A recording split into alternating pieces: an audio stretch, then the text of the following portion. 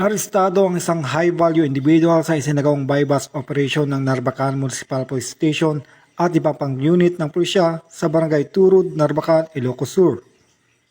Kinilala ang suspect na si alias Perper, 41 taong gulang, residente ng Barangay Bayubay Sur, San Vicente, Ilocos Sur, na kabilang sa PDEAT Regional Target List.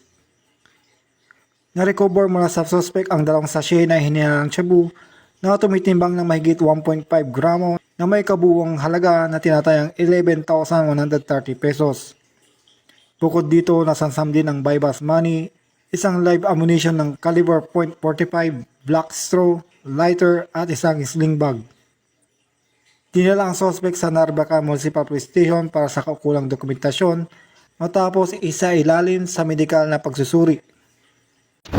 Ang operasyon ay kakakibat ng 7-point agenda ni Acting Chief PNP Police Lieutenant General Jose Melencio C. Nartatis Jr., partikular ang pagpapatuloy ng kampanya laban sa ilegal na droga na layong tiyakin ng kaligtasan at kapayapaan sa bawat komunidad.